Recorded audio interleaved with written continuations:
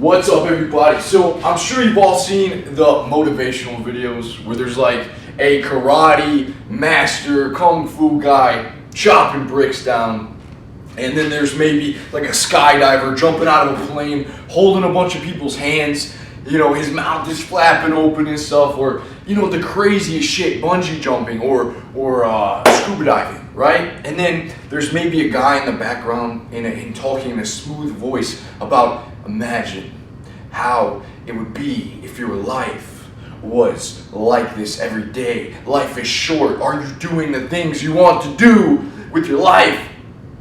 Are you experiencing the world in all its beauty? And as you're watching this, for me at least, I see the scuba diver, I see, the boxer hitting that speed bag and sparring with his coach and getting ready for battle, and then I get so pumped, man. I want to skydive. And then after that video is done, I'm really pumped. And I look to my left or around my living room and I don't have scuba gear, or I don't have the money to be going skydiving, and I don't know what to do with this pump, this like newfound energy, and it lasts for maybe a few minutes, and I try to go to the gym or whatever, but like I said, it's just a quick pump you up. So I've been thinking about what is it really that contributes to a good life, to a beautiful life. And as I was thinking this, I thought about at the end of my life when I'm on my deathbed, what is it that I would look back on? And what would touch me the most? What would make me the most fulfilled? And I believe, guys, with all my heart, that it's when I look back on the lives that I impacted, on the people that said thank you to me, that gave me a smile and said, I appreciate you. I think for all of us, that if we can come to this place and where we said, I did something worthwhile with my life, that's going to make us really happy, man. And, not just, life isn't just about all the experience, as much consume as we can. Let me just experience as much as I can before I die. No, life is about starting something, about finding something within yourself that makes you tick, right? Maybe everyone says find your passion and then integrate it with your work, or do something you love. But a lot of us don't know exactly what we love, so then we stop and we have these constraints about we have to go to school and we have to follow this certain path and then get a job and then get a family, get married, and so on. And so we have a path laid out for us, and it's very hard to step off that once we get going, right? Once we get the momentum on that path.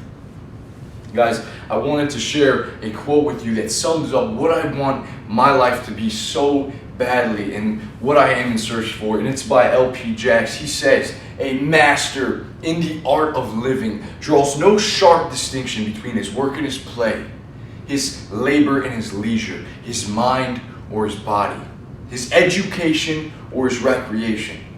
He hardly knows which is which. He simply pursues his vision of excellence through whatever he is doing and leaves it to others to determine whether he is working or playing. To himself, he always appears to be doing both. And that quote, guys, he always appears to be doing both. You can't tell whether the master in the art of living is at work or he's at play, because he has found a way to bring his passion to life. And he has found a way to give value through that passion, and in turn, value is given back to him. Guys, we live in such a fantastic time. Going into 2016, there has never been more technology. Technology is at its finest right now. There's never been a better time in history for you to succeed. And all it takes, guys, is that ability to get up and that energy to say, I'm going to start, I'm going to better myself. And you may not know your passion, right? You may not know what makes you tick. But if you get up, if you begin to develop yourself, then you will discover things in life that touch you, that give you the euphoria throughout the day, that make you really happy to be alive. Right? And you keep going, guys. You just keep going with that. And bring that to the new year, and you'll realize that you will find it. And you'll find something small, maybe at the very smallest level, a seed. And you take that seed and you plant it in good soil. Right? Your likes and your interests, what you want to share with someone else, what you think would benefit someone else, you take that and you plant it in good soil. And I say good soil, I mean a good healthy body, a good vehicle that is going to carry you through this life. And you water that seed every day.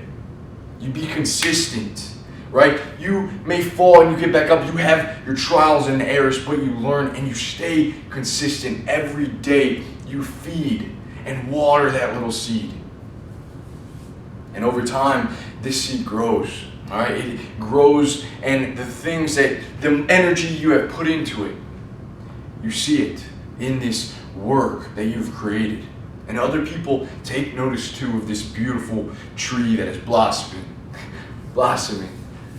And guys, I think that is how you grow a beautiful life.